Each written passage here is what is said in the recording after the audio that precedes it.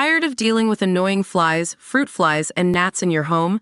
The Zevo Flying Insect Trap is your ultimate solution. Don't wait. Check out the link in the video description now to get your Zevo Flying Insect Trap on Amazon and enjoy a bug-free home today. EastEnders. Years ago, whenever anyone went missing, they could invariably be found in the allotment shed that was mysteriously always unlocked. These days, there's only one place anyone struggling with issues goes, the boxing Denver. George having a crisis? The boxing den. Zach having a relationship trauma? The boxing Denver. So, there's hardly any surprise after Kat and Alfie discover to their fury Tommy has skipped school that Alfie finds him in said den, sparring with Phil. The producers really want to get their money's worth out of that set, don't they? It's a shame that the budget doesn't stretch to electricity, though, because a more dingy, depressing space would be hard to find. Alfie orders Tommy back to the laundrette to start his summer job, although quite why the place needs extra help is anybody's guess. The only cleaning that ever goes on there is people washing their dirty linen in public. Tommy's turning into a bit of a handful of late, and maybe someone punching his lights out at the boxing den is what's needed. Pressuring Kat to get back with Phil, he's furious when she says it's over and a huge argument erupts. EastEnders Rice will need a flock of sheep to pull the wool over Phil's eyes as he tries to scam Sharon. He's terrified, says Johnny Freeman, Rice.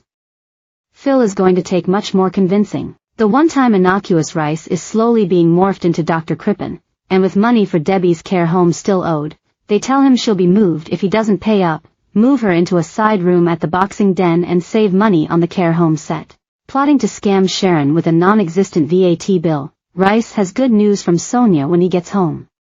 Could it be that she's given up the trumpet? Should the world's distilleries be on standby when Elaine finds a miniature and suspects Linda of hitting the bottle again? And in more alcohol news, Phil demotes Chelsea when he catches her drinking on the job. Penny quickly grabs the chance to steal the role of bar manager. It'll be interesting to see how that works out as the place doesn't appear to be wheelchair accessible. Anyone ever seen a lift in Peggy's? No, me neither. Come to that, have you ever seen a lift anywhere, for anything, in Albert Square? Somebody should inform Walford Council. Coronation Street. The photographer taking pictures of Nick and Toya could not be more conspicuous if he were waving the Hubble telescope in their faces. When Toya goes for a hospital appointment, she's touched that Nick's there, but their hug is interrupted when Nick spots someone taking a photo of them. Convinced Rowan is behind it, Nick is determined to sort him out. Is everything about to kick off at the Chariot Square Hotel, again? I think Corey should do a spin-off series set at that place. They might as well, it's where all the sordid action takes place these days. They could call it Chariots of Mire. One person who won't be seeing the hotel again is Paul. He probably sees that as pain relief, as he's told that the stair lift at the flat is now too dangerous for him to use. As he'll never be able to leave the flat again, he sets off with Billy to do the things he enjoys most on his last day outside. Blimey. If I had one day left of freedom, top of my list would be not spending it with Billy. In an episode devoted entirely to Paul's story, it's an emotional roller coaster.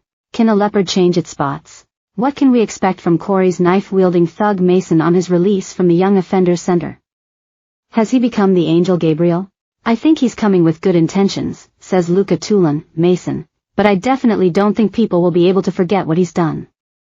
Maybe he'll find a good role model in Stu to give that unconditional love that would change him, give him a taste of the Institute. That'll change him. Emmerdale. A cottage covered in blood, but no bell. Nothing good ever comes of anyone in Soapland heading to Wales. So we knew when Tom decided to go for a job there that he might as well have booked into Bates Motel for all the good it was going to do him and Belle.